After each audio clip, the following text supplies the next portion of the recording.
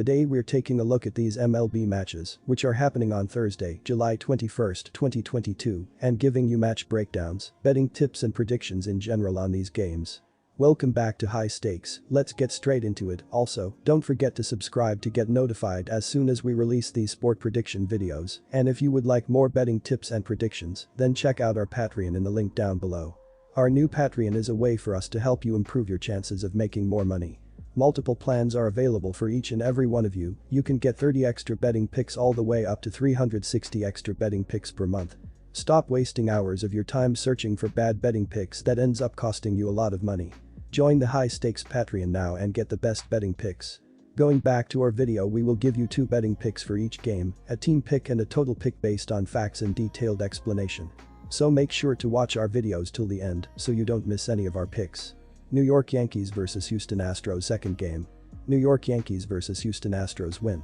And here is why. The Yankees have yet to announce their starters for the DH as of Wednesday night. They will likely be starting Jordan Montgomery and Jameson Taillon, with the order yet to be determined. Montgomery has logged a 3.26 ERA and a 1.04 WHIP in 102 innings on the season. He has squandered 10 runs in 18.1 career innings against Houston. Taillon hasn't been quite as sharp recently and enters with a 3.86 ERA and a 1.13 WHIP, complemented by a 10-2 record in 100.2 innings of work. Taillon has posted a 4.58 ERA in 19.2 career innings against the Astros. The Astros will have Luis Garcia on the hill for the 17th time of the season in Game 2. Garcia was stellar in his previous start, limiting the Angels to 1 run on 1 hit in 6 innings, leading to a no decision on a game the Astros won by a 6-5 score. The veteran right-hander is steady, allowing 3 or fewer runs in 4 out of his last 5 outings, and features a 3.65 ERA and a 1.06 WHIP, accompanied by a 7-5 record in 88.2 innings pitched.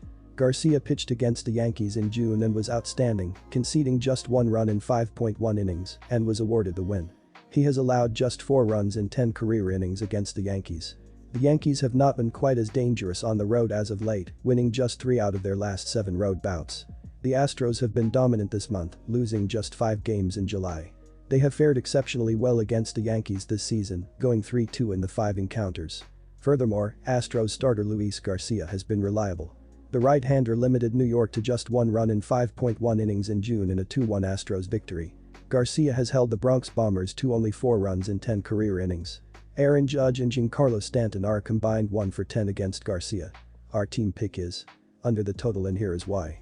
Both of these teams are some of the best pitching teams, and this being the second game of the day means there will be some shadows creeping up and making it more difficult to hit. These are the 2 best bullpens this season, as Houston is leading the majors with a 2.66 reliever ERA, while New York is second in MLB with a 2.89 bullpen ERA so far.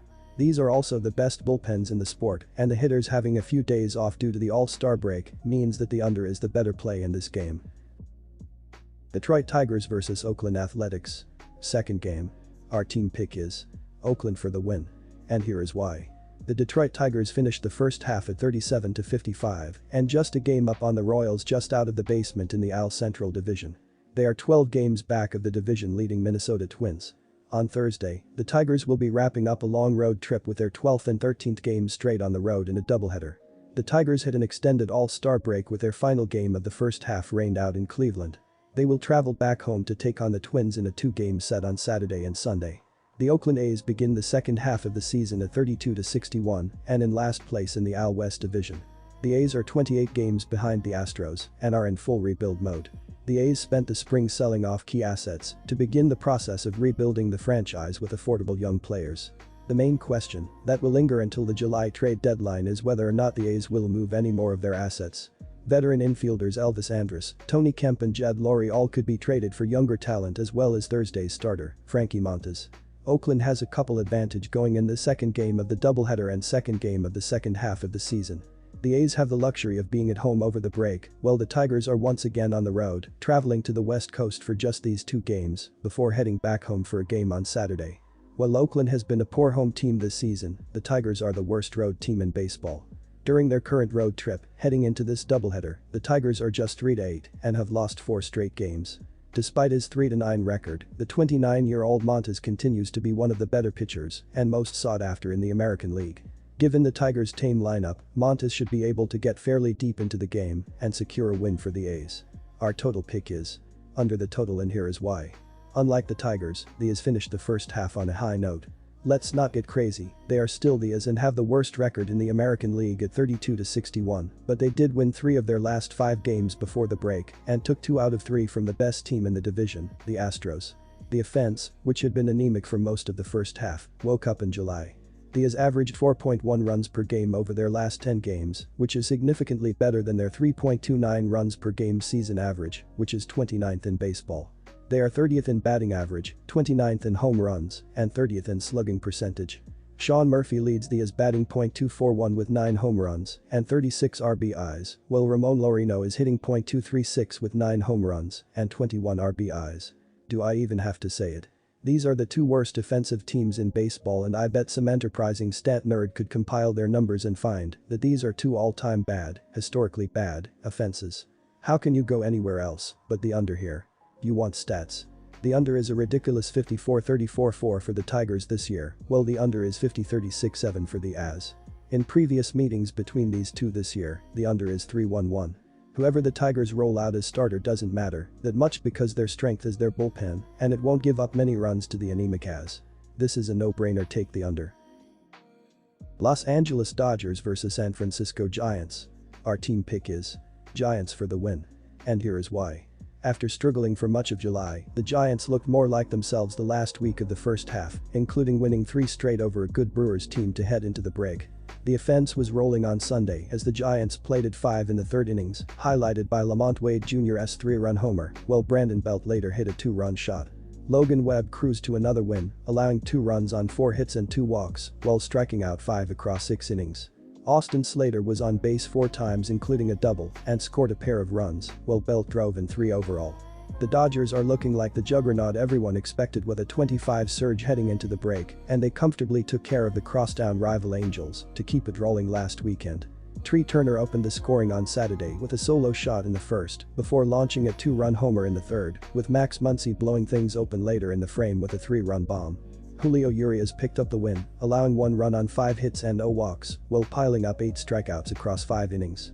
Freddie Freeman added a double and a solo homer to help out the Los Angeles offense. Even though the Dodgers are the significantly better team overall, Rodon has been good enough to give the Giants a chance against anyone. This Giants offense is plenty capable of providing run support even against baseball's top pitching staff, giving San Francisco some value at this big plus number. It's always been a question of durability rather than talent for Rodon, and he certainly seems to be at full strength so far this season, with an eye-popping 58 FIP and 22.6 kBB%. San Francisco's lineup turned in a strong 107 WRC+ in the first half and boasts some of the best platoon advantages in the league, which can particularly challenge left-handers.